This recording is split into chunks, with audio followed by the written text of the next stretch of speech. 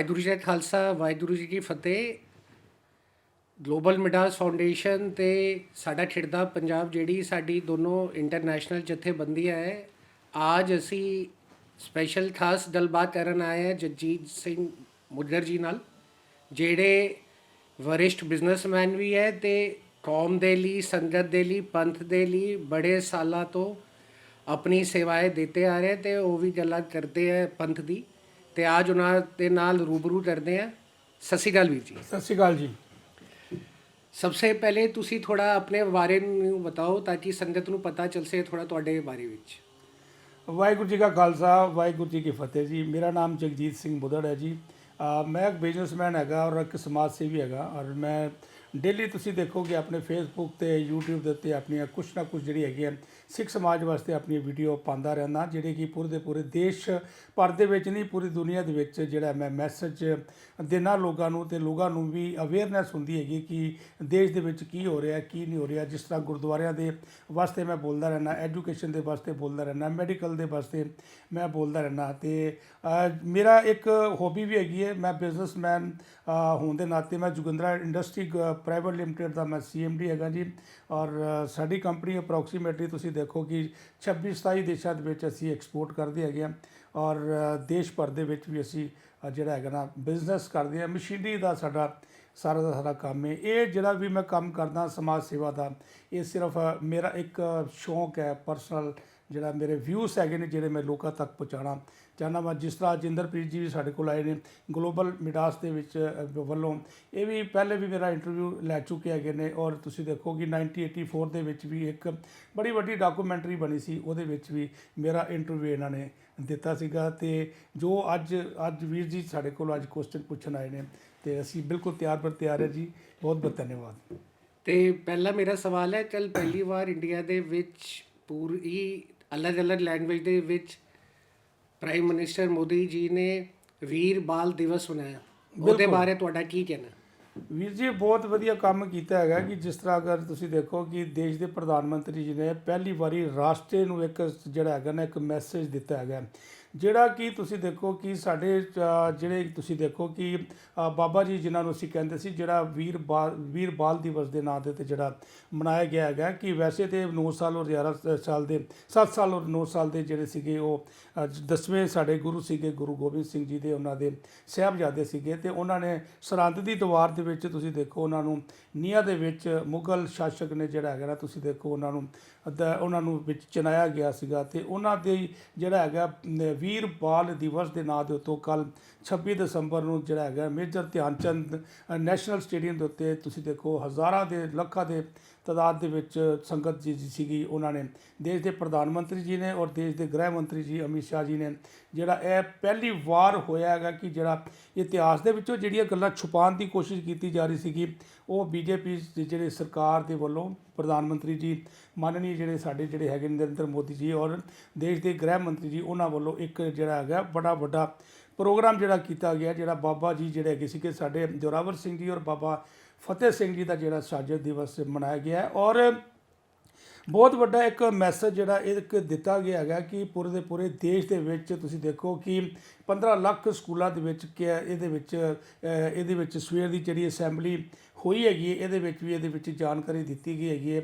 ਔਰ ਤੁਸੀਂ ਦੇਖੋ ਕਿ 43,000 ਜਿਹੜੇ ਕਾਲਜ ਦੇ ਵਿੱਚ ਵੀ ਜਿਹੜਾ ਹੈਗਾ ਇਹਦੇ ਵਿੱਚ ਪੂਰਾ ਦਾ ਪੂਰਾ ਪ੍ਰਚਾਰ ਔਰ ਪ੍ਰਸਾਰ ਇਹਦੇ ਵਿੱਚ ਕੀਤਾ ਗਿਆ। ਰੇਲਵੇ ਸਟੇਸ਼ਨ ਦੇ ਵਿੱਚ ਵੀ ਔਰ ਤੁਸੀਂ ਦੇਖੋ ਕਿ ਜਿਨੇ ਵੀ ਤੁਸੀਂ ਸਾਡੇ ਮਿਨਿਸਟਰੀ ਲੈਵਲ ਦੇ ਵਿੱਚ ਵੀ ਔਰ ਦੁਨੀਆ ਭਰ ਦਾ ਇੱਕ ਜਿਹੜਾ ਪ੍ਰਚਾਰ ਹੋਇਆ ਔਰ ਪ੍ਰਸਾਰ ਹੋਇਆ, ਇਹ ਅਲੱਗ-ਅਲੱਗ ਦੇਸ਼ ਦੀਆਂ ਅਲੱਗ-ਅਲੱਗ ਲੈਂਗੁਏਜ ਦੇ ਵਿੱਚ ਹੋਇਆ।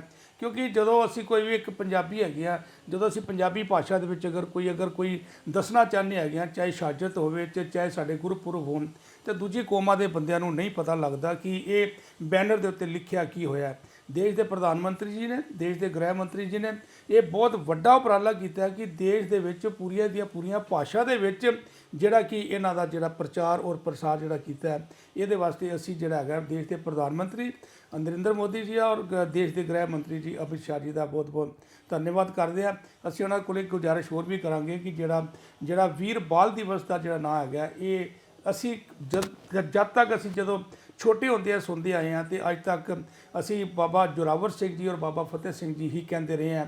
ਉਹ ਉਹ ਉਮਰ ਤੋਂ ਤੇ ਛੋਟੇ ਸੀਗੇ ਮਗਰ ਦਿਮਾਗ ਤੋਂ ਬੜੇ ਵੱਡੇ ਸੀਗੇ। ਤਾਂ ਅਸੀਂ ਇਹ ਗੱਲ ਵੀ ਦੇਖਣਾ ਚਾਹੁੰਦੇ ਹੈਗੇ ਹਾਂ ਕਿ ਉਹਨਾਂ ਨੇ 7 ਸਾਲ ਔਰ 9 ਸਾਲ ਦੀ ਉਮਰ ਦੇ ਵਿੱਚ ਤੁਸੀਂ ਦੇਖੋ ਕਿ ਆਪਣੀ ਮੁਸਲਮਾਨ ਜਿਹੜਾ ਧਰਮ ਨੂੰ ਜਿਹੜਾ ਹੈਗਾ ਕਬੂਲ ਨਹੀਂ ਕੀਤਾ, ਮਰਨਾ ਕਬੂਲ ਕਰ ਲਿੱਤਾ ਹੈ, ਮਗਰ ਉਹਨਾਂ ਨੇ ਧਰਮ ਕਬੂਲ ਨਹੀਂ ਕੀਤਾ। ਐਸੀ ਕਰਕੇ ਸ਼ਹਾਦਤ ਉਹਨਾਂ ਦਿੱਤੀ ਹੈ। ਔਰ ਜਿਹੜਾ ਦੇਸ਼ ਦੇ ਪ੍ਰਧਾਨ ਮੰਤਰੀ ਜੀ ਨੇ, ਗ੍ਰਹਿ ਮੰਤਰੀ ਜੀ ਨੇ ਪ੍ਰੋਗਰਾਮ ਕੀਤਾ ਹੈ, ਅਸੀਂ ਉਹਨਾਂ ਦਾ ਬਹੁਤ ਬਹੁਤ ਧੰਨਵਾਦ ਕਰਨੇ ਹਾਂ, ਕਿਉਂਕਿ ਉਹਨਾਂ ਨੇ ਸਾਡਾ ਜਿਹੜਾ ਇਤਿਹਾਸ ਛੁਪਾਉਣ ਦੀ, ਸਿੱਖਾਂ ਦਾ ਇਤਿਹਾਸ ਛੁਪਾਉਣ ਦੀ ਕੋਸ਼ਿਸ਼ ਕੀਤੀ ਜਾ ਰਹੀ ਸੀ, ਉਹਨਾਂ ਨੇ ਫਿਰ ਸਿੱਖਾਂ ਦੇ ਇਤਿਹਾਸ ਨੂੰ ਉਜਾਗਰ ਕਰਨ ਦੀ ਕੋਸ਼ਿਸ਼ ਕੀਤੀ ਹੈ। ਬਹੁਤ ਵਧੀਆ ਕੰਮ ਕੀਤਾ ਉਹਨਾਂ ਨੇ।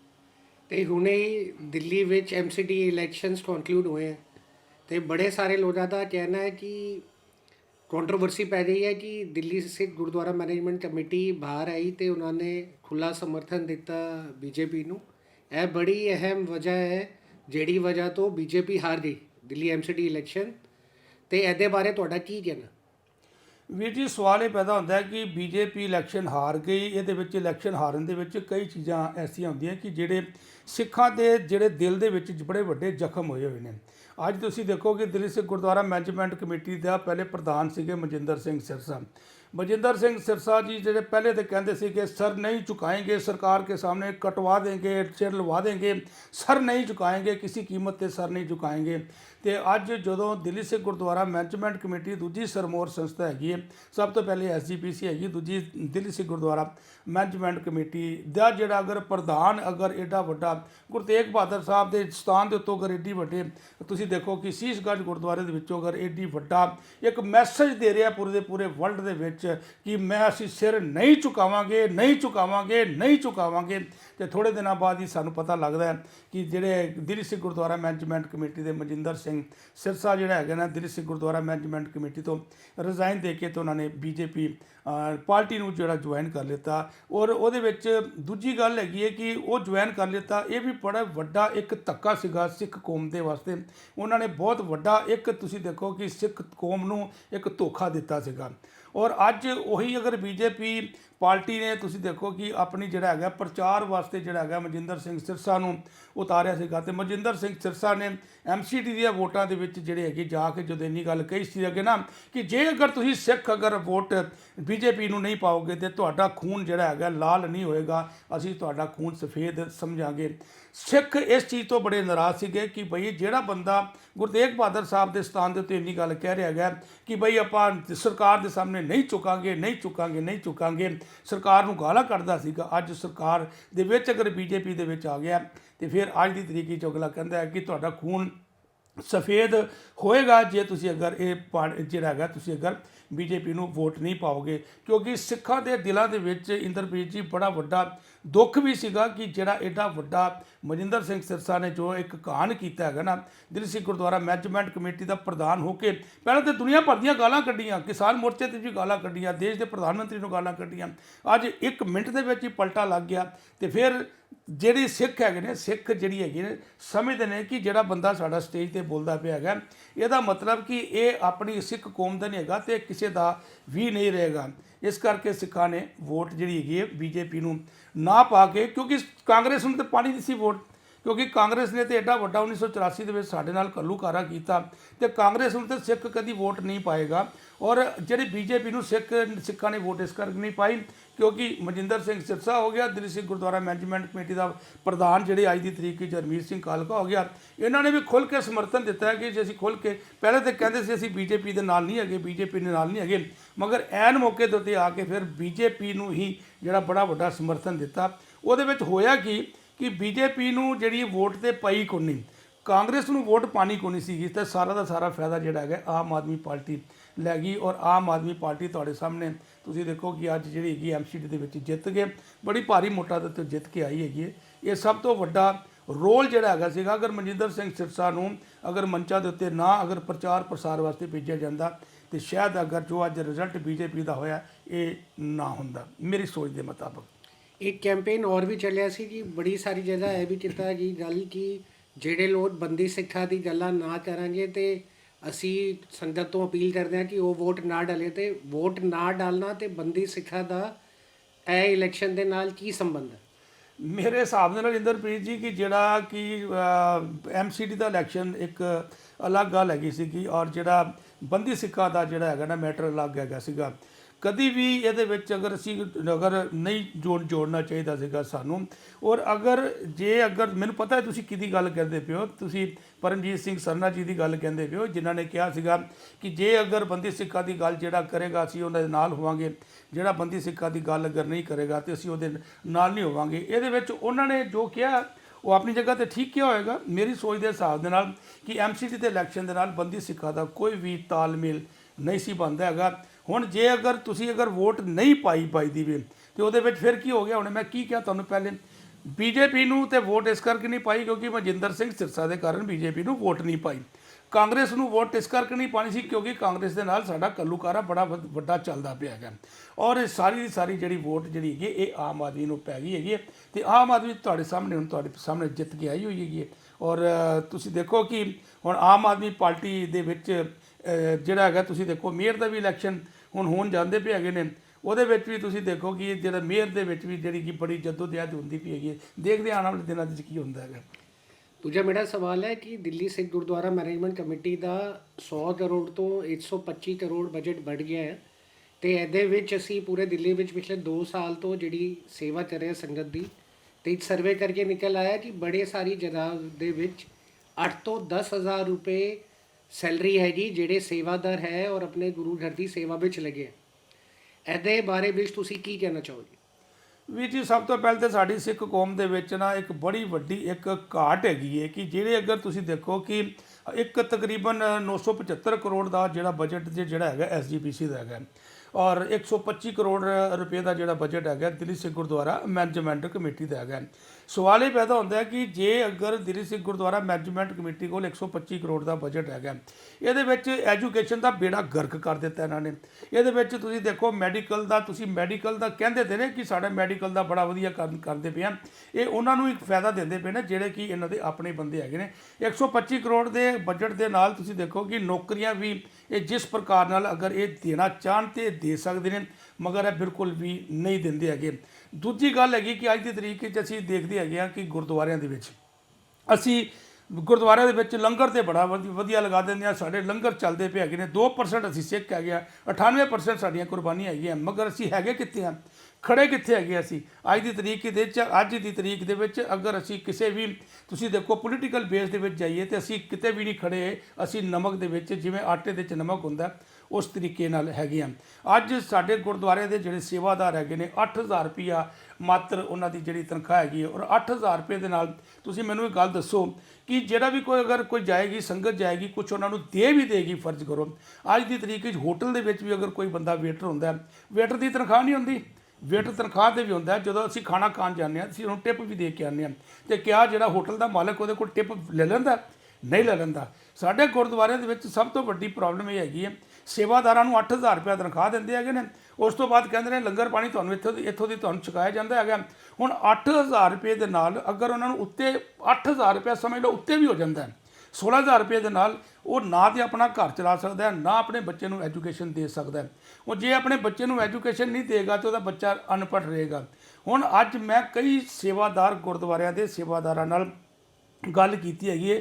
ਉਹ ਕਹਿੰਦੇ ਨੇ ਕਿ ਇਸ ਤੋਂ ਚੰਗਾ ਤੇ ਅਸੀਂ ਕਿਤੇ ਰੇਹੜੀ ਲਾ ਲਈਏ ਨਾ ਬਾਹਰ ਜਾ ਕੇ, ਅਸੀਂ ਉਹਦੇ ਵਿੱਚ ਜ਼ਿਆਦਾ ਖੁਸ਼ ਹੋਵਾਂਗੇ, ਆਮਦਨੀ ਹੋਏਗੀ, ਪੈਸਾ ਹੋਏਗਾ ਔਰ ਆਪਣਾ ਬਿਜ਼ਨਸ ਹੋਏਗਾ। ਆਪਣੇ ਕਹਿੰਦੇ ਨੇ ਭਾਵੇਂ ਅਸੀਂ ਰੇਹੜੀ ਲਾਈਏ ਸਾਡਾ ਬਿਜ਼ਨਸ ਹੋਏਗਾ।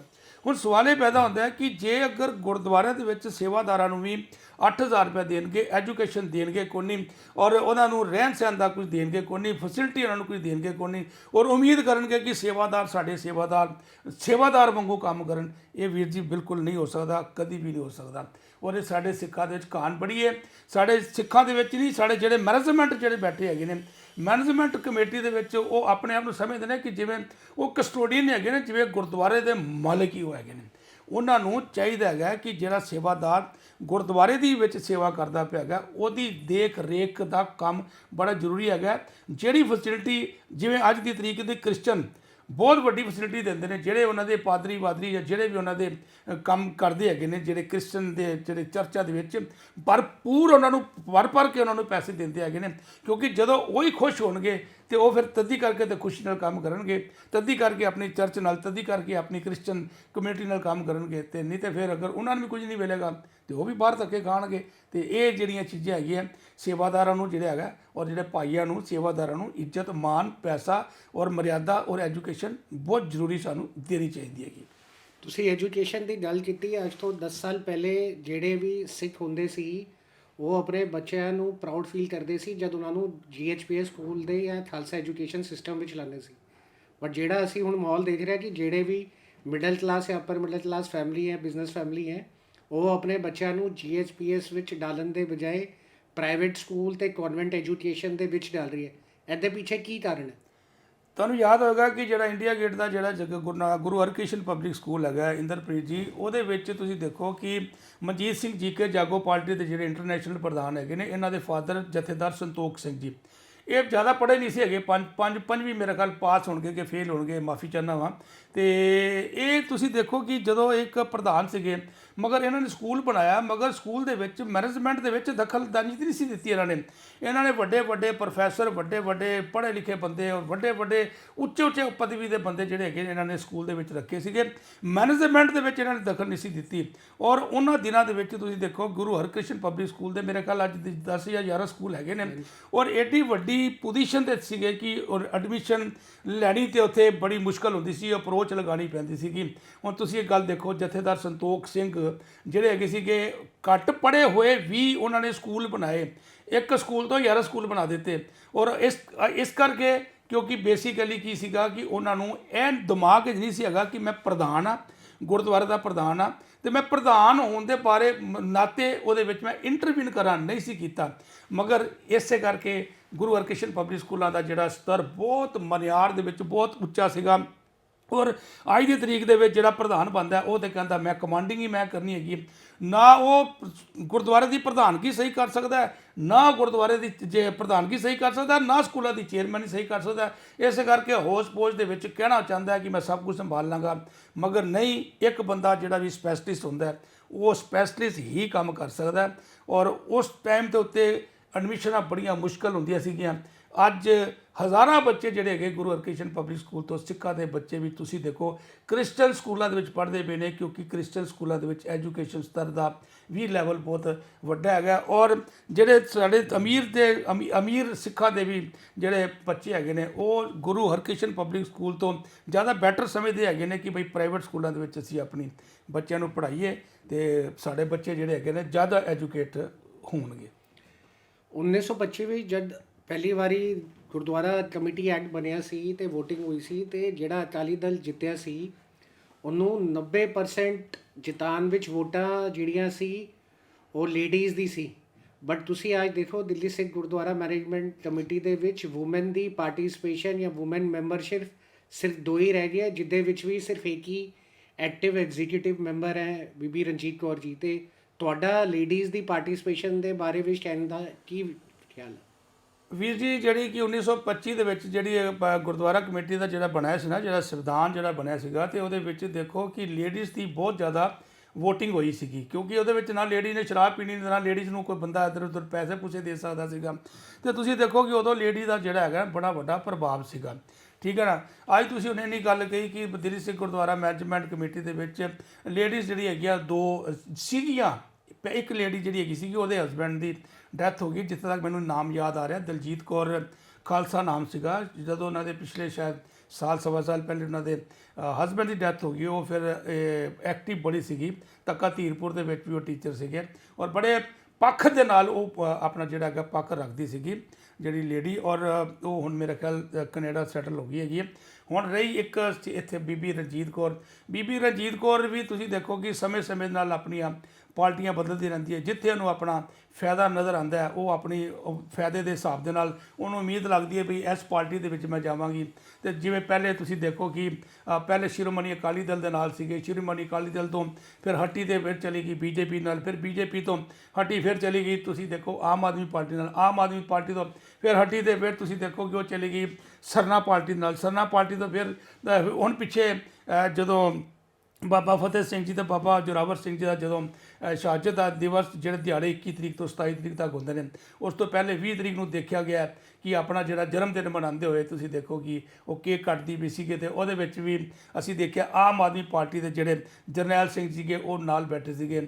ਹੁਣ ਸਵਾਲ ਇਹ ਪੈਦਾ ਹੁੰਦਾ ਕਿ ਬੀਬੀ ਰਣਜੀਤ ਕੌਰ ਨੂੰ ਵੀ ਸਮਝ ਨਹੀਂ ਆਉਂਦੀ ਵੀ ਕਿ ਮੈਂ ਇਸ ਟਾਈਮ ਜਾਵਾਂ ਕਿੱਥੇ, ਕਿਉਂਕਿ ਜੇ ਅਗਰ ਅੱਜ ਦੋ ਲੇਡੀ ਚੋਂ ਇੱਕ ਲੇਡੀ ਰਹਿ ਗਈ ਹੈ, ਲੇਡੀ ਬੜੀਆਂ ਹੈਗੀ ਹੈ ਮਗਰ ਲੇਡੀ ਹੁਣ ਸਾਹਮਣੇ ਇਸ ਕਰਕੇ ਨਹੀਂ ਆਉਂਦੀਆਂ ਕਿਉਂਕਿ ਇਹ ਜਿਹੜਾ ਕਾਰਿਆਕਰਮ ਦੇਖਦੇ ਪਏ ਹੈਗੇ ਨਾ, ਜੋ ਕੁਝ ਵੀ ਸਿੱਖ ਜਿਹੜੇ ਹੈਗੇ ਨੇ ਗੁਰਦੁਆਰਿਆਂ ਦੇ ਜਿਹੜੇ ਮੈਨੇਜਮੈਂਟ ਕਮੇਟੀ ਦੇ ਬੰਦੇ ਕਰਦੇ ਪਏ ਹੈਗੇ ਨੇ, ਉਹਦੇ ਵਿੱਚੋਂ ਲੇਡੀਜ਼ ਆਉਣਾ ਤੇ ਚਾਹੁੰਦੀਆਂ ਮਗਰ ਲੇਡੀਜ਼ ਸਾਹਮਣੇ ਨਹੀਂ ਆਉਂਦੀਆਂ ਪਈਆਂ। ਜਦ ਤੱਕ ਲੇਡੀਜ਼ ਸਾਹਮਣੇ ਨਹੀਂ ਆਉਣਗੀਆਂ ਤਦ ਤੱਕ ਇਹ ਸੁਧਾਰ ਵੀ ਨਹੀਂ ਹੋ ਸਕਦਾ। ਔਰ ਜੇ ਕੱਲੀ ਕਰੇ ਕਿ ਬੀਬੀ ਰਣਜੀਤ ਕੌਰ ਜਿਹੜੀ ਹੈਗੀ ਉਹ ਕੱਲੀ ਇੱਕ ਸੁਧਾਰ ਕਰ ਲੇਗੀ, ਕੱਲੀ ਸੁਧਾਰ ਨਹੀਂ ਕਰ ਸਕਦੀ, ਉਹਨੂੰ ਸਿਰਫ ਆਪਣੇ ਸਵਾਰਥ ਨਾਲ ਮਤਲਬ ਹੈ। ਉਹਨੂੰ ਬੀਬੀ ਰਣਜੀਤ ਕੌਰ ਨੂੰ ਹੋਰ ਕਿਸੇ ਵੀ ਸਿੱਖ ਕੌਮ ਦੇ ਨਾਲ ਕੋਈ ਵੀ ਮਤਲਬ ਨਹੀਂ, ਜਿੱਥੋਂ ਫਾਇਦਾ ਹੋਏਗਾ ਉੱਥੇ ਉਹ ਚਲੀ ਜਾਏਗੀ। ਮੈਂ ਤੇ ਜਿਹੜੀਆਂ ਵੀ ਬੀਬੀਆਂ ਹੈਗੀਆਂ ਜਿਹੜੀਆਂ ਚੰਗੀਆਂ ਕੰਮ ਕਰਨ ਵਾਲੀਆਂ ਹੈਗੀਆਂ ਉਹਨਾਂ ਨੂੰ ਵੀ ਮੈਂ ਹੱਥ ਜੋੜ ਕੇ ਬੇਨਤੀ ਕਰਾਂਗਾ, ਇਹਦੇ ਵਿੱਚ ਧਰਮ ਵੀ ਚਾਹੀਦਾ ਹੈਗਾ ਤੇ ਰਾਜਨੀਤੀ ਵੀ ਚਾਹੀਦੀ ਹੈਗੀ ਹੈ। ਤੁਸੀਂ ਧਰਮ ਵੀ ਕਰੋ ਤੇ ਰਾਜਨੀਤੀ ਵੀ ਕਰੋ। ਆਓ ਤੁਸੀਂ ਵੀ ਰਾਜਨੀਤੀ ਦੇ ਵਿੱਚ ਵੀ ਆਓ। ਦਿੱਲੀ ਸਿੱਖ ਗੁਰਦੁਆਰਾ ਮੈਨੇਜਮੈਂਟ ਕਮੇਟੀ ਦੇ ਵਿੱਚ ਚੰਗੀਆਂ ਬੀਬੀਆਂ ਦੀ ਜਿਹੜੀ ਹੈਗੀ ਦਿੱਲੀ ਸਿੱਖ ਗੁਰਦੁਆਰਾ ਮੈਨੇਜਮੈਂਟ ਕਮੇਟੀ ਨੂੰ ਔਰ SGPC ਨੂੰ ਬਹੁਤ ਵੱਡੀ ਇੱਕ ਲੋੜ ਹੈਗੀ ਹੈ। ਉਮੀਦ ਕਰਨਾ ਕਿ ਬੀਬੀਆਂ ਬਹੁਤ ਜਲਦੀ ਵਿੱਚ ਜੁਆਇਨ ਵੀ ਕਰਨਗੀਆਂ। 2024 ਵਿੱਚ ਲੋਕ ਸਭਾ ਇਲੈਕਸ਼ਨ ਹੈ ਤੇ ਲੋਕ ਸਭਾ ਇਲੈਕਸ਼ਨ ਦੇ ਵਿੱਚ ਦਿੱਲੀ ਤੋਂ 7 MP ਸੀਟਾਂ ਹੈ। ਇਸ ਵਾਰੀ ਉਮੀਦ ਲਗਾਈ ਜਾ ਰਹੀ ਹੈ ਕਿ ਪਹਿਲੀ ਵਾਰ ਇੱਦਾਂ ਹੋਏਗਾ ਕਿ ਸਿੱਖ ਕੈਂਡੀਡੇਟ ਨੂੰ ਵੀ ਟਿਕਟ ਮਿਲੇਗੀ MP ਇਲੈਕਸ਼ਨ ਕੰਟੈਸਟ ਕਰਨ ਦੇ ਵਿੱਚ। ਆਮ ਆਦਮੀ ਪਾਰਟੀ ਦੇ ਵਿੱਚ ਤੇ ਦੋ ਬੜੇ ਪ੍ਰਮੁੱਖ ਨੇਤਾ ਹੈਗੇ ਜਿਨ੍ਹਾਂ ਦੇ ਵਿੱਚ ਬੜੀ ਸਿੱਖਾਂ ਦੀ ਪਪੂਲੈਰਿਟੀ ਹੈ। ਇੱਕ ਜਰਨੈਲ ਸਿੰਘ ਹੈਗੇ, ਦੂਜੇ ਪ੍ਰਹਲਾਦ ਸਿੰਘ ਸਾਨੀ ਹੈ। ਉਮੀਦ ਹੈ ਦੋਨਾਂ ਨੂੰ ਹੀ 2 ਸੀਟਾਂ ਮਿਲੇਗੀ ਤੇ BJP ਵੀ ਤੇ ਦਿੱਲੀ ਸਿੱਖ ਗੁਰਦੁਆਰਾ ਮੈਨੇਜਮੈਂਟ ਕਮੇਟੀ ਦੇ ਵੱਲੋਂ ਵੀ ਕੁਝ ਕੈਂਡੀਡੇਟਾਂ ਦਾ ਮਜ਼ਬੂਤ ਕੰਮ ਦਿਖਾਇਆ ਜਾ ਰਿਹਾ ਹੈ ਕਿ ਤੁਹਾਡਾ ਉਹਨਾਂ ਕੈਂਡੀਡੇਟ ਦੇ ਬਾਰੇ ਕੀ ਕਹਿਣਾ ਹੈ ਕਿ ਦਿੱਲੀ ਸਿੱਖ ਗੁਰਦੁਆਰਾ ਮੈਨੇਜਮੈਂਟ ਕਮੇਟੀ ਜਾਂ BJP ਤੋਂ ਕੀ ਉਮੀਦਵਾਰ ਆ ਸਕਦੇ ਆ? ਮੇਰੀ ਸੋਚ ਦੇ ਮੁਤਾਬਕ ਤੁਸੀਂ ਦੇਖੋ ਕਿ ਮਨਜਿੰਦਰ ਸਿੰਘ ਸਿਰਸਾ ਜਿਵੇਂ BJP ਦੇ ਵਿੱਚ ਬੜੇ ਫਰੰਟ ਦੇ ਰੋਜ਼ ਅਸੀਂ ਦੇਖਦੇ ਪਏ ਹੈਗੇ ਆ। ਇਹ ਮਨਜਿੰਦਰ ਸਿੰਘ ਸਿਰਸਾ ਜਿਹੜੇ ਆ ਸਕਦੇ ਨੇ, ਤੁਸੀਂ ਦੇਖੋ ਕਿ ਇਹਦੇ ਵਿੱਚ ਜਿਹੜੇ ਮਰਵਾ ਸਾਹਿਬ ਹੈਗੇ ਨੇ ਜਿਵੇਂ ਉਹ ਆ ਸਕਦੇ ਹੈਗੇ ਨੇ। ਮਰਵਾ ਸਾਹਿਬ ਦਾ ਬੇਟਾ ਵੀ ਪਿਛਲੇ ਤੁਸੀਂ ਦੇਖੋ ਕਿ ਇਮੀਡੀਏਟ ਪਹਿਲੇ ਕਾਂਗਰਸ ਤੋਂ ਬੜੇ ਦੇਰ ਗੱਲਾਂ ਕਰਦੇ ਰਹੇ, ਕਈ ਸਾਲ ਕਾਂਗਰਸ ਦੀ ਗੱਲਾਂ ਕਰਦੇ ਰਹੇ, ਉਸ ਤੋਂ ਬਾਅਦ ਇੱਕਦਮ ਹੀ ਪਲਕ ਝਪਕਦੇ ਹੀ ਤੁਸੀਂ ਦੇਖੋ ਕਿ BJP ਦੇ ਵਿੱਚ ਚਲੇ ਗਏ।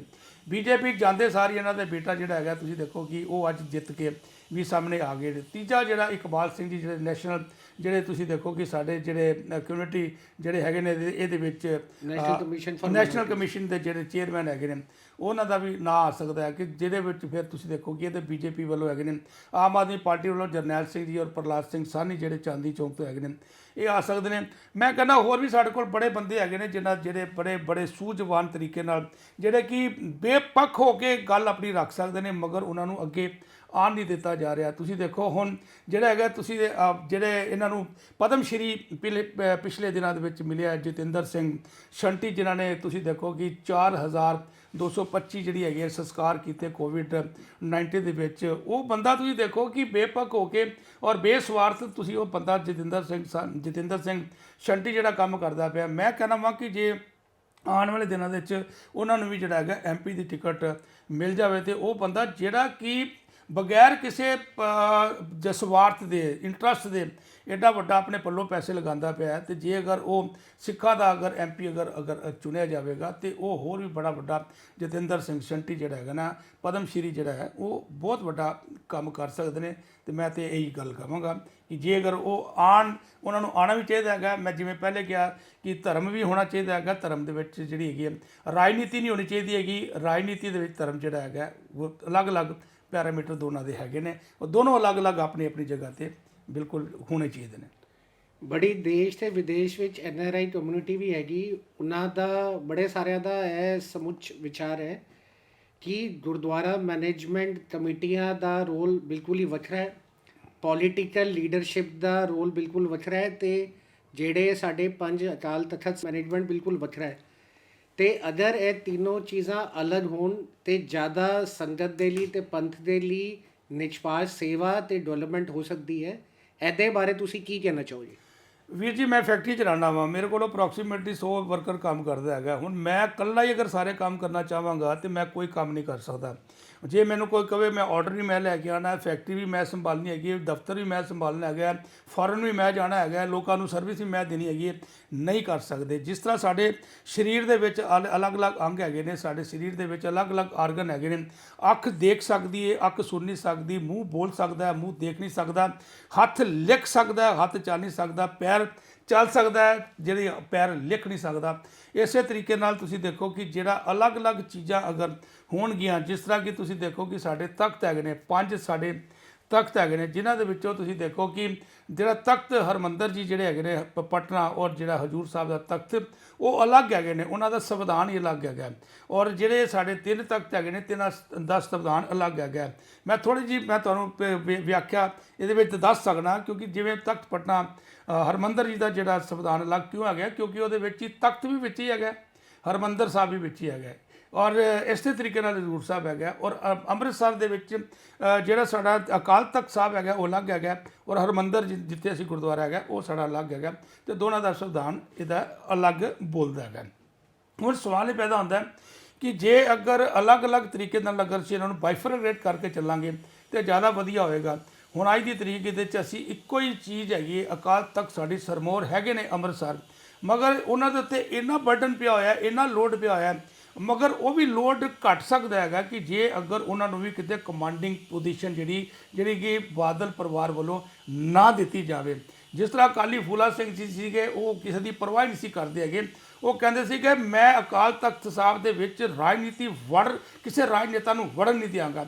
ਔਰ ਅੱਜ ਵੀ ਮੈਂ ਕਹਿੰਦਾ ਜੇ ਅਕਾਲੀ ਫੂਲਾ ਸਿੰਘ ਜੀ ਵਰਗਾ ਅਗਰ ਕੋਈ ਬੰਦਾ ਇੱਥੇ ਅਕਾਲ ਤਖਤ ਸਾਹਿਬ ਦੇ ਉੱਤੇ ਅਗਰ ਆ ਜਾਣ, ਮੈਂ ਨਹੀਂ ਕਹਿੰਦਾ ਕਿ ਗਿਆਨੀ ਹਰਪ੍ਰੀਤ ਸਿੰਘ ਜੀ ਵੀ ਬੜੇ ਪੜ੍ਹੇ ਲਿਖੇ ਹੈਗੇ ਨੇ, ਮਗਰ ਗਿਆਨੀ ਹਰਪ੍ਰੀਤ ਸਿੰਘ ਜੀ ਵੀ ਕਿਤੇ ਨਾ ਕਿਤੇ ਮੇਰੇ ਖਿਆਲ ਉਹ ਵੀ ਕਿਤੇ ਨਾ ਕਿਤੇ ਪ੍ਰੈਸ਼ਰ ਦੇ ਵਿੱਚ ਹੋ ਸਕਦੇ ਨੇ, ਮੇਰੀ ਗੱਲ ਨੂੰ ਕਿਤੇ ਅਦਰਵਾਈਜ਼ ਨਾ ਲਿੱਤਾ ਜਾਵੇ। ਕਿਉਂਕਿ ਮੈਂ ਇਸ ਗੱਲ ਕਹਿ ਰਿਹਾ, ਕਿਉਂਕਿ ਜੇ ਅਗਰ ਪੰਥ ਨੂੰ ਅਗਰ ਕੋਈ ਮੈਸੇਜ ਦੇਣਾ ਹੈ, ਤੇ ਅਕਾਲ ਤਖਤ ਸਾਹਿਬ ਦਾ ਜਥੇਦਾਰ ਆਪਣੀ ਹੈਸੀਅਤ ਦੇ ਹਿਸਾਬ ਦੇ ਨਾਲ ਇੱਕ ਅਗਰ ਮੈਸੇਜ ਦੇਣਗੇ ਤੇ ਉਹ ਮੈਸੇਜ ਪੰਥ ਦੇ ਵਿੱਚ ਬਹੁਤ ਵਧੀਆ ਜਾਵੇਗਾ। ਜੇ ਕਿਤੇ ਲਿਖਿਤ ਜਿਹੜਾ ਲਿਫਾਫੇ ਦੇ ਵਿੱਚੋਂ ਅਗਰ ਉਹਨਾਂ ਨੇ ਸਿਰਫ ਇੱਕ ਲੈਟਰ ਹੀ ਪੜ੍ਹ ਕੇ ਦੱਸਣੀ ਹੈਗੀ ਹੈ, ਫਿਰ ਅਕਾਲ ਤਖਤ ਸਾਹਿਬ ਦੇ ਜਿਹੜੇ ਜਥੇਦਾਰ ਦੀ ਜਿਹੜੀ ਮਰਿਆਦਾ ਦਾ ਵੀ ਇੱਕ ਫਰਕ ਪੈਂਦਾ ਹੈਗਾ। ਉਹਨਾਂ ਦਾ ਜਿਹੜੀ ਇੰਨਾ ਵੱਡਾ ਉੱਚ ਸਥਾਨ ਹੈਗਾ, ਉਹਦੇ ਦੇ ਉੱਤੇ ਵੀ ਬੜਾ ਵੱਡਾ ਫਰਕ ਪੈਂਦਾ। ਮੈਂ ਤਾਂ ਕਹਾਂਗਾ ਇਹ ਅਲੱਗ-ਅਲੱਗ ਹੀ ਹੋਣਾ ਚਾਹੀਦਾ ਹੈਗਾ। ਅਕਾਲ ਤਖਤ ਸਾਹਿਬ ਦੇ ਜਥੇਦਾਰ ਜਿਹੜਾ ਅਗਰ ਕੋਈ ਆਪਣਾ ਫੈਸਲਾ ਦੇਣ, ਉਹ ਪੰਥ ਨੂੰ ਦੇਖ ਕੇ ਫੈਸਲਾ ਦੇਣ, ਪੰਥ ਦੇ ਹਿਸਾਬ ਦੇ ਨਾਲ ਦੇਖ ਕੇ ਫੈਸਲਾ ਦੇਣ। ਉਹ ਕਿਤੇ ਇਹ ਨਾ ਹੋਵੇ ਕਿਤੇ ਬਾਦਲ, ਹੁਣ ਅੱਜ ਦੀ ਤਰੀਕ ਵਿੱਚ ਪੂਰੇ ਦੇ ਪੂਰੇ ਪੰਜਾਬ ਦੇ ਵਿੱਚ ਜਿਹੜਾ ਬਾਦਲਾਂ ਦਾ ਨਾਮ ਹੀ ਜਿਹੜਾ ਹੈਗਾ ਬਿਲਕੁਲ ਜ਼ੀਰੋ ਹੋ ਗਿਆ ਹੈਗਾ। ਕਿੱਥੇ ਬਾਦਲ ਦਾ ਨਾਮ ਪਹਿਲੇ ਕਿੰਨਾ ਵੱਡਾ ਹੁੰਦਾ ਸੀਗਾ, ਅੱਜ ਬਾਦਲਾਂ ਦਾ ਨਾਮ ਇਸ ਕਰਕੇ ਥੱਲੇ ਹੋ ਗਿਆ ਕਿਉਂਕਿ ਪੰਜਾਬ ਦੇ ਬੰਦੇ ਬਾਦਲਾਂ ਨੂੰ ਹੁਣ ਪਸੰਦ ਨਹੀਂ ਕਰਦੇ ਹੈਗੇ। ਅਤੇ ਮੈਂ ਤਾਂ ਇੱਕੋ ਗੱਲ ਕਹਾਂਗਾ, ਅਲੱਗ-ਅਲੱਗ ਅਗਰ ਬਾਈਫਰਗੇਟ ਹੋ ਜਾਣਗੇ ਤੇ ਸਾਰੇ ਬੰਦੇ, ਜਿਵੇਂ ਮੈਂ ਕਿਹਾ ਕਿ ਮੈਂ ਫੈਕਟਰੀ ਦਾ CMD ਹੈਗਾ, ਤੇ ਅਗਰ ਮੇਰੇ ਕੋਲ ਇੰਜੀਨੀਅਰ ਨਹੀਂ ਹੋਏਗਾ, ਮੇਰੇ ਕੋਲ ਮੈਨੇਜਰ ਨਹੀਂ ਹੋਣਗੇ, ਮੇਰੇ ਕੋਲ ਬਾਹਰ ਦਰਵਾਜ਼ਾ ਖੋਲ੍ਹਣ ਵਾਲਾ ਗਾਰਡ ਨਹੀਂ ਹੋਏਗਾ, ਤੇ ਫਿਰ ਮੈਂ ਇਕੱਲਾ ਕੋਈ ਕੰਮ ਨਹੀਂ ਕਰ ਸਕਦਾ। ਅਲੱਗ-ਅਲੱਗ ਬੰਦੇ ਸਾਨੂੰ ਅਲੱਗ-ਅਲੱਗ ਚਾਹੀਦੇ ਨੇ, ਜਿਹੜੇ ਕਿ ਸਪੈਸ਼ਲਿਸਟ ਇਸੇ ਕਰਕੇ ਕਹਿੰਦੇ ਨੇ ਜੀ ਇਹ ਹਾਰਟ ਸਪੈਸ਼ਲਿਸਟ ਹੈ, ਇਹ ਕਿਡਨੀ ਸਪੈਸ਼ਲਿਸਟ ਹੈ, ਕਿਉਂਕਿ ਉਹ ਬੇਸਿਕਲੀ ਕੀ ਹੈਗਾ, ਅੰਗ ਤਾਂ ਅੰਗ ਨੇ, ਮਗਰ ਜਦੋਂ ਕਿ ਬੰਦਾ ਆਪਣਾ ਪੂਰਾ ਦਾ ਪੂਰਾ ਸਪੈਸ਼ਲਿਸਟ ਤਰੀਕੇ ਨਾਲ ਕੰਮ ਕਰੇਗਾ, ਉਹ ਜ਼ਿਆਦਾ ਬੈਸਟ ਤੁਹਾਨੂੰ ਰਿਜ਼ਲਟ ਦੇ ਪਾਏਗਾ, ਬਜਾਏ ਕਿ ਇੱਕ ਬੰਦਾ 10 ਕੰਮ ਕਰੇ। 10 ਕੰਮ ਵਾਸਤੇ ਅਲੱਗ-ਅਲੱਗ ਬੰਦੇ ਹੋਣੇ ਬੜੇ ਜ਼ਰੂਰੀ ਨੇ। ਹਰਿਆਣਾ ਸਿੱਖ ਗੁਰਦੁਆਰਾ ਮੈਨੇਜਮੈਂਟ ਕਮੇਟੀ ਬਣੀ ਹੈ ਹਲੇ, ਉਹਦੇ ਬਾਰੇ ਤੁਹਾਡਾ ਕੀ ਕਹਿਣਾ? ਦੇਖੋ ਜੀ, ਸਾਨੂੰ ਇਹ ਗੱਲ ਪਤਾ ਹੈਗਾ ਕਿ ਜਦੋਂ ਵੀ ਸਾਡੀ ਕਮੇਟੀਆਂ ਬਣਦੀਆਂ ਹੈਗੀਆਂ, ਗੁਰਦੁਆਰੇ ਦੇ ਜਿਹੜੇ ਅੰਦਰ ਜਿਹੜੇ ਮੈਂਬਰ ਬਹਿ ਕੇ ਜੀ ਇੱਕ ਜਿਹੜਾ ਹੈਗਾ ਨਾ, ਤੁਸੀਂ ਦੇਖੋ ਕਿ ਮੈਂਬਰ ਦਾ ਚੁਣਾਵ ਕਰਦੇ ਨੇ। ਅੱਜ ਦੀ ਤਰੀਕ ਦੇ ਝੋਨੇ ਮੈਂ ਪਿੱਛੇ ਗੱਲ ਦੇਖਿਆ ਕਿ ਹਰਿਆਣਾ ਦੀ ਗੌਰਮੈਂਟ ਨੇ, ਤੁਸੀਂ ਦੇਖੋ ਕਿ ਜਿਹੜੇ ਮੈਂਬਰਾਂ ਦੀ ਜਿਹੜੀ ਹੈਗੀ ਹੈ, ਤੁਸੀਂ ਦੇਖੋ ਨੋਮੀਨੇਸ਼ਨ ਕੀਤਾ ਆਪਣੇ ਦਫ਼ਤਰ ਦੇ ਵਿੱਚ ਬੁਲਾ ਕੇ ਕੀਤਾ। ਜੇ ਇਹ ਆਪਣੇ ਇਤਿਹਾਸ ਦੇ ਵਿੱਚ ਪਹਿਲਾ ਕੰਮ ਹੋਏਗਾ ਕਿ ਐਡਾ ਵੱਡਾ ਕਿ ਜਿਹੜੇ ਕਿ ਤੁਸੀਂ ਦੇਖੋ ਜਿਹੜਾ ਕਿ ਗੁਰਦੁਆਰੇ ਵਿੱਚ ਬਹਿ ਕੇ ਅਗਰ ਕੰਮ ਹੋਣਾ ਚਾਹੀਦਾ ਹੈਗਾ, ਇਹ ਸਰਕਾਰ ਨੇ ਇੰਟਰਵੀਨ ਕੀਤੀ ਹੈ, ਹਰਿਆਣਾ ਗੌਰਮੈਂਟ ਨੇ ਇੰਟਰਵੀਨ ਕਰਕੇ ਉੱਥੇ ਹੀ ਤੁਸੀਂ ਦੇਖੋ ਕਿ ਆਪਣੇ ਦਫ਼ਤਰ ਬੁਲਾ ਕੇ ਤੇ ਕਮੇਟੀ ਦਾ ਗਠਨ ਕੀਤਾ। ਇਹ ਵੀ ਬੜਾ ਮੰਦਭਾਗੀ ਗੱਲ ਹੈਗੀ, ਇਹ ਵੀ ਨਹੀਂ ਸੀ ਹੋਣੀ ਚਾਹੀਦੀ, ਕਿਉਂਕਿ ਜੇਕਰ ਸਿੱਖ ਮਰਿਆਦਾ ਦੇ ਹਿਸਾਬ ਨਾਲ ਅਗਰ ਕੰਮ ਕਰਾਂਗੇ ਤੇ ਸਿੱਖਾਂ ਦੇ ਵਿੱਚ ਇੱਕ ਮੈਸੇਜ ਬੜਾ ਵਧੀਆ ਜਾਏਗਾ। ਜੇ ਹੁਣ ਗੌਰਮੈਂਟ ਅਗਰ ਸਰਕਾਰਾਂ ਹੀ ਅਗਰ ਸਾਨੂੰ ਆਪਣੇ SDM ਦਫ਼ਤਰ ਬੁਲਾ ਕੇ ਜਾਂ ਆਪਣੇ ਦਫ਼ਤਰਾਂ 'ਚ ਬੁਲਾ ਕੇ ਕਮੇਟੀਆਂ ਬਣਾਏਗੀ, ਤੇ ਫਿਰ ਸਾਡਾ ਤੁਸੀਂ ਦੇਖੋ ਕਿ ਸਾਡਾ ਜਿਹੜਾ ਸਿਸਟਮ ਹੈਗਾ, ਸਾਡਾ ਸਿਸਟਮ ਵਿਗੜਦਾ ਹੀ ਨਜ਼ਰ ਆਉਂਦਾ ਪਿਆ। ਔਰ ਇਹ ਸਿਸਟਮ ਵਿਗੜਨਾ ਨਹੀਂ ਚਾਹੀਦਾ ਹੈਗਾ। ਜਿਹੜਾ ਕਾਨੂੰਨ, ਜਿਹੜਾ ਸਾਡਾ ਸੰਵਿਧਾਨ ਜਿਹੜਾ ਕਹਿੰਦਾ 1925 ਦੇ ਵਿੱਚ ਬਣਿਆ ਸੀਗਾ, 1971 ਦੇ ਵਿੱਚ ਲਾਗੂ ਹੋਇਆ ਸੀਗਾ, ਔਰ ਤੁਸੀਂ ਦੇਖੋ 1971 ਦੇ ਪਹਿਲੀ ਜਿਹੜੀ ਇਲੈਕਸ਼ਨ ਹੋਈ ਸੀਗੀ ਜਿੱਥੇ ਜਥੇਦਾਰ ਸੰਤੋਖ ਸਿੰਘ ਜੀ ਜਿਹੜੇ ਹੈਗੇ ਪ੍ਰਧਾਨ ਬਣੇ ਸੀਗੇ। ਮੈਂ ਕਹਿੰਦਾ ਕਿ ਸਿੱਖਾਂ ਦਾ ਸਿਸਟਮ ਦੇ ਹਿਸਾਬ ਨਾਲ ਹੋਣਾ ਚਾਹੀਦਾ ਹੈਗਾ, ਸਰਕਾਰਾਂ ਨੂੰ ਇਹਦੇ ਵਿੱਚ ਇੰਟਰਵੈਨ ਨਹੀਂ ਕਰਨਾ ਚਾਹੀਦਾ। ਤਦੀ ਕਰਕੇ ਪੰਥ ਵੀ ਚੜ੍ਹਦੀ ਕਲਾ 'ਚ ਹੋਏਗਾ ਤੇ ਫਿਰ ਤਦੀ ਕਰਕੇ ਉਹ ਕਹਿੰਦੇ ਨੇ ਕਿ ਦੇਗ ਤੇਗ ਫਤਿਹ ਤਦੀ ਹੋਏਗੀ। ਪੰਜਾਬ ਦੇ ਵਿੱਚ ਅੰਮ੍ਰਿਤਪਾਲ ਜੀ ਆਏ ਤੇ ਉਹਨਾਂ ਨੂੰ ਬੜੀ ਜਲਦੀ ਬੜੀ ਪਪੂਲੈਰਿਟੀ ਤੇ ਬੜੇ ਸਾਰੇ ਲੋਕ ਸਮਰਥਨ ਦੇ ਰਹੇ ਹੈ। ਅੰਮ੍ਰਿਤਪਾਲ ਜੀ ਦੇ ਬਾਰੇ ਤੁਹਾਡਾ ਕੀ ਕਹਿਣਾ? ਦੇਖੋ ਜੀ, ਅੰਮ੍ਰਿਤਪਾਲ ਜੀ ਜਿਹੜੇ ਹੈਗੇ ਸੀਗੇ ਨਿਕਲ ਕੇ ਆਏ ਨੇ। ਜਿਸ ਤਰ੍ਹਾਂ ਕਿ ਦੁਬਈ ਤੋਂ ਸਾਨੂੰ ਪਤਾ ਲੱਗਾ ਸੀਗਾ ਵੀ ਇਹ ਸੰਧੂ ਪਰਿਵਾਰ ਦੇ ਵਿੱਚੋਂ ਬਿਲੋਂਗ ਕਰਦੇ ਹੈਗੇ ਨੇ, ਕਿ ਇੱਥੇ ਟਰੱਕਾਂ ਦਾ ਕੰਮ ਸੀਗਾ, ਇਹਨਾਂ ਦੇ ਚਾਚੇ ਜੀ ਦਾ ਟਰੱਕਾਂ ਦਾ ਕੰਮ ਸੀਗਾ।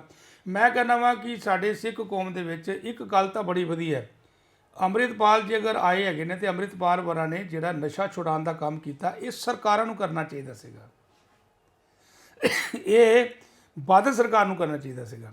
ਅੱਜ ਬਾਦਲ ਸਰਕਾਰ 10 ਸਾਲ ਇਹਨਾਂ ਨੇ ਆਪਣਾ ਮਾਨ ਸਨਮਾਨ ਜਿਹੜਾ ਰੱਖਿਆ, ਆਪਣਾ ਪੂਰੀ ਸਰਕਾਰ ਚਲਾਈ।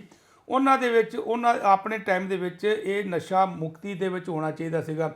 ਅੱਜ ਅੰਮ੍ਰਿਤਪਾਲ ਕੀ ਕਰਦਾ ਪਿਆ?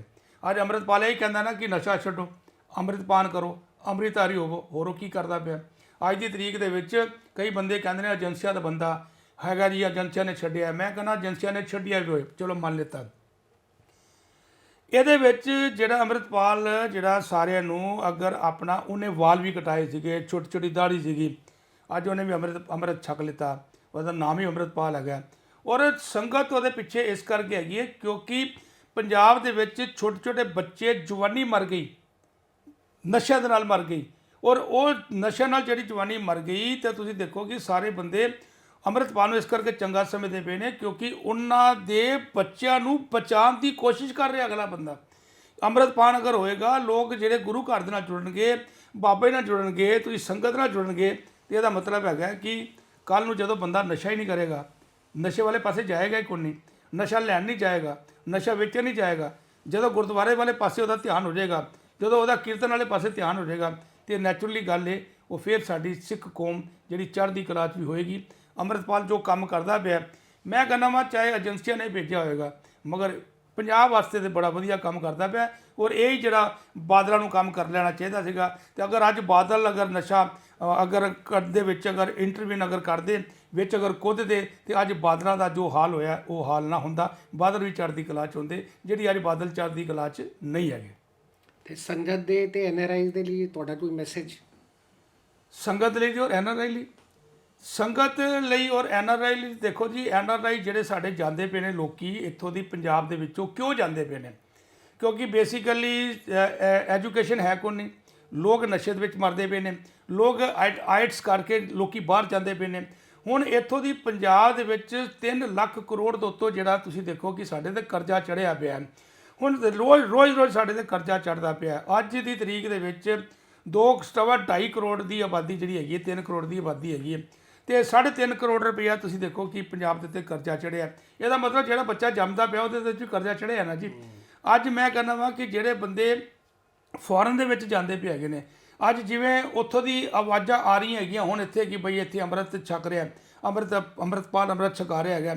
ਔਰ ਐਨਆਰਆਈ ਵੀ ਜਿਹੜੇ ਹੈਗੇ ਨੇ ਬੜੇ ਖੁਸ਼ ਹੈਗੇ ਨੇ ਕਿ ਦੇਸ਼ ਦੇ ਵਿੱਚ ਫਿਰ ਦੁਬਾਰਾ ਜਿਹੜੀ ਹੈਗੀ ਜਵਾਨੀ ਲੁੱਟੇਗੀ, ਉਹੀ ਜਵਾਨੀ ਹੋਏਗੀ ਅਸੀਂ ਵਾਸੀ ਦੇਸ਼ ਪੰਜਾਬ ਦੇ, ਸਾਡੀ ਡੋਲਿਆਂ ਵਿੱਚ ਹੈ ਜਾਨ। ਅੱਜ ਦੀ ਤਰੀਕ 'ਚ ਹੈਗਾ ਅਸੀਂ ਵਾਸੀ ਦੇਸ਼ ਪੰਜਾਬ ਦੇ, ਸਾਡੀ ਗਿੱਟਿਆਂ ਵਿੱਚ ਹੈ ਜਾਨ। ਸਾਡੇ ਦਿਮਾਗ ਦੇ ਵਿੱਚ ਇੱਕ ਚਿੱਟਾ ਵੜਿਆ ਪਿਆ, ਇਹ ਚਿੱਟਾ ਜਿਹੜਾ ਸਾਡੇ ਜਿਸ ਦਿਨ ਨਿਕਲ ਗਿਆ ਔਰ ਉਸੇ ਦਿਨ ਸਾਡਾ ਪੰਜਾਬ ਖੁਸ਼ਹਾਲ ਹੋਏਗਾ। ਔਰ ਮੈਂ ਤਾਂ ਗੱਲ ਕਹਾਂਗਾ ਸੰਗਤਾਂ ਵੀ ਖੁਸ਼ ਨੇ ਪੰਜਾਬ ਦੀਆਂ ਕਿ ਜਿਹੜਾ ਕਿ ਨਸ਼ਾ ਜਿਹੜਾ ਕਿ ਖਤਮ ਕਰਦਾ ਪਿਆ। ਔਰ ਜਿਹੜਾ ਇੱਕ ਹੋਰ ਵੀ ਗੱਲ ਇੱਕ ਆਈ ਸੀ ਕਿ ਅੰਮ੍ਰਿਤਪਾਲ ਨੇ ਗੱਲ ਕਹੀ ਹੈਗੀ ਹੈ ਕਿ ਜਿਹੜੀਆਂ ਵੀ ਗੁਰਦੁਆਰੇ ਦੇ ਵਿੱਚ ਕੁਰਸੀਆਂ ਲੱਗੀਆਂ ਹੈਗੀਆਂ ਤੇ ਕੁਰਸੀਆਂ ਤੋੜੀਆਂ ਅੰਮ੍ਰਿਤਪਾਲ ਦੇ ਕਿਸੇ ਸਹਿਯੋਗੀਆਂ ਨੇ। ਮੈਂ ਕਹਿੰਦਾ ਕਿ ਕੁਰਸੀਆਂ ਤੋੜਨ ਦੀ ਲੋੜ ਕੋਈ ਨਹੀਂ ਹੈਗੀ। ਜਿਵੇਂ ਹਾਂਗਕਾਂਗ ਦੇ ਗੁਰਦੁਆਰੇ 'ਚ ਅਸੀਂ ਚਲੇ ਜਾਂਦੇ ਹੈਗੇ ਹਾਂ ਤੇ ਤੁਸੀਂ ਦੇਖੋ ਕਿ ਜਿਹੜਾ ਆਈ ਲੈਵਲ ਹੁੰਦਾ ਹੈਗਾ, ਜਿਹੜੀ ਜ਼ਮੀਨ ਦੇ ਵਿੱਚ ਅਸੀਂ ਬੈਠਦੇ ਹੈਗੇ ਹਾਂ, ਚੌਂਕੜੀ ਮਾਰ ਕੇ ਬੈਠਦੇ ਹੈਗੇ ਹਾਂ, ਜਦੋਂ ਕੋਈ ਬਜ਼ੁਰਗ ਅਗਰ ਨਹੀਂ ਬੈਠਦਾ ਉਸ ਜ਼ਮੀਨ ਦੇ ਤੋਂ 2 ਫੁੱਟ ਥੱਲੇ ਉਹਨੂੰ ਬਿਠਾਇਆ ਜਾਂਦਾ ਹੈ ਕਿ ਜਿਹੜਾ ਬੰਦਾ ਬੈਠਦਾ ਹੈਗਾ, ਜਿਹੜੀ ਸੰਗਤ ਬੈਠਦੀ ਹੈਗੀ ਹੈ ਤੇ ਜਿਹੜੇ ਬੰਦੇ ਦਾ ਹੈੱਡ ਲੈਵਲ ਹੁੰਦਾ ਆਈ ਲੈਵਲ ਬਰਾਬਰ ਹੁੰਦਾ। ਐਸੇ ਤਰੀਕੇ ਨਾਲ ਸਾਡੇ ਗੁਰਦੁਆਰਿਆਂ ਦੇ ਵਿੱਚ ਬਜਾਏ ਕਿ ਕੁਰਸੀਆਂ ਤੋੜਨ ਤੋਂ, ਬਜਾਏ ਕਿ ਕੁਰਸੀਆਂ ਰੱਖਣ ਤੋਂ, ਉਹ ਜਿਹੜਾ ਲੈਵਲ ਉਹਦਾ ਥੱਲੇ ਕਰਤਾ ਜਾਏ, ਜਾਂ ਜਿਹੜੇ ਬਜ਼ੁਰਗਾਂ ਨੇ ਕੁਰਸੀਆਂ ਦੇ ਵਿੱਚ ਅਗਰ ਬਹਿਣਾ ਹੈਗਾ ਉਹਨਾਂ ਦਾ ਥੋੜ੍ਹਾ ਥੱਲੇ ਨੀਵਾਂ ਕੀਤਾ ਜਾਵੇ ਤਾਂ ਕਿ ਜਿਹੜਾ ਲੈਵਲ ਬਰਾਬਰ ਆ ਜਾਵੇ, ਕਿਉਂਕਿ ਗੁਰੂ ਸਾਹਿਬ ਨੂੰ ਜਦੋਂ ਅਸੀਂ ਇੱਜ਼ਤ ਦਿਆਂਗੇ ਤਦ ਹੀ ਅਸੀਂ ਗੁਰੂ ਸਾਹਿਬ ਦੀ ਇੱਜ਼ਤ ਕਰਾਂਗੇ। ਜਦੋਂ ਅਸੀਂ ਗੁਰੂ ਸਾਹਿਬ ਤੋਂ ਉੱਤੇ ਹੋਣ ਦੀ ਕੋਸ਼ਿਸ਼ ਕਰਾਂਗੇ ਤੇ ਫਿਰ ਅਸੀਂ ਨਾ ਤਾਂ ਗੁਰੂ ਸਾਹਿਬ ਨੂੰ ਇੱਜ਼ਤ ਦੇ ਰਹੇ ਹਾਂ ਤੇ ਨਾ ਸਾਡੇ ਮਨ ਦੇ ਵਿੱਚ ਗੁਰੂ ਸਾਹਿਬ ਦੇ ਵਾਸਤੇ ਇੱਜ਼ਤ ਹੈਗੀ। ਇਸ ਕਰਕੇ ਅੰਮ੍ਰਿਤਪਾਲ ਭਾਵੇਂ ਏਜੰਸੀ ਦਾ ਬੰਦਾ ਹੋਏਗਾ, ਜੋ ਲੋਕ ਕਹਿੰਦੇ ਪਏ ਨੇ, ਮਗਰ ਜੋ ਕੰਮ ਕਰਾਉਂਦਾ ਪਿਆ ਉਹ ਪੰਜਾਬ ਵਾਸਤੇ ਚੰਗਾ ਹੀ ਹੈਗਾ। ਪੰਜਾਬ ਦੇ ਵਿੱਚ ਖੁਸ਼ਹਾਲੀ ਆਏਗੀ, ਹਰਾ ਭਰਾ ਪੰਜਾਬ ਹੋਏਗਾ, ਉਹੀਓ ਵਸਦਾ ਖੇਡਦਾ ਦੁਬਾਰਾ ਪੰਜਾਬ ਫਿਰ ਸਾਨੂੰ ਵੀ ਨਜ਼ਰ ਆਏਗਾ। ਮੇਰੀ ਵੀ ਅੱਜ ਉਮਰ 62 ਸਾਲ ਦੀ ਹੋ ਗਈ, ਮੈਂ ਵੀ ਪੰਜਾਬ ਦੇਖਿਆ, ਹੱਸਦਾ ਖੇਡਦਾ ਪੰਜਾਬ ਦੇਖਿਆ, ਰੋਂਦਾ ਪੰਜਾਬ ਵੀ ਮੈਂ ਦੇਖਿਆ, ਮਗਰ ਮੈਂ ਹੁਣ ਆਪਣੇ ਜੀਵਨ ਕਾਲ ਜਦੋਂ ਮੇਰਾ ਸਮਾਪਤ ਹੋਏਗਾ ਉਸ ਤੋਂ ਪਹਿਲੇ ਵੀ ਮੈਂ ਉਹੀਓ ਪੰਜਾਬ ਦੇਖਣਾ ਚਾਹਾਂਗਾ, ਹੱਸਦਾ ਖੇਡਦਾ ਪੰਜਾਬ, ਜਿਹੜਾ ਕਿ ਮੈਂ ਪਹਿਲੇ ਵੀ ਜਾਂਦਾ ਰਿਹਾ, ਮਹੀਨਾ ਮਹੀਨਾ ਮੈਂ ਪੰਜਾਬ 'ਚ ਰਹਿੰਦਾ ਸੀਗਾ। ਤੇ ਉਹ ਫਿਰ ਦੁਬਾਰਾ ਜਦੋਂ ਹੁਣ ਮੈਂ ਬਜ਼ੁਰਗੀ ਲੈਵਲ 'ਤੇ ਜਾਵਾਂ ਤੇ ਫਿਰ ਮੈਂ ਜਦੋਂ ਪੰਜਾਬ ਜਾਵਾਂ ਫਿਰ ਮੈਂ ਇੱਕ ਵਾਰੀ ਹੱਸਦਾ ਖੇਡਦਾ ਪੰਜਾਬ ਦੇਖਣਾ ਚਾਹਾਂਗਾ। ਤੇ ਅੱਜ ਤੁਸੀਂ ਆਪਣੇ ਸਾਰੇ ਵਿਚਾਰ ਸਾਡੇ ਨਾਲ ਸਾਂਝੇ ਕੀਤੇ। ਜਗਜੀਤ ਸਿੰਘ, ਤੁਹਾਡਾ ਬੜਾ ਧੰਨਵਾਦ। ਤੇ ਮੈਂ ਸੰਗਤ ਦੇ ਜ਼ਰੂਰ ਤੁਹਾਨੂੰ ਸ਼ੁਭਕਾਮਨਾ ਦੇਵਾਂਗਾ ਕਿ ਜਿਹੜੇ ਤੁਸੀਂ ਵਿਚਾਰ ਸਾਂਝੇ ਕਰ ਰਹੇ ਉਹ ਲੋਕਾਂ ਤੱਕ ਪਹੁੰਚੇ ਤੇ ਸਾਡੇ ਪੰਜਾਬ ਸਾਡਾ ਖਿੜਦਾ ਪੰਜਾਬ ਦੁਬਾਰਾ ਬਣੇ। ਵਾਹਿਗੁਰੂ ਜੀ ਦਾ ਖਾਲਸਾ, ਵਾਹਿਗੁਰੂ ਜੀ ਕੀ ਫਤਿਹ ਜੀ।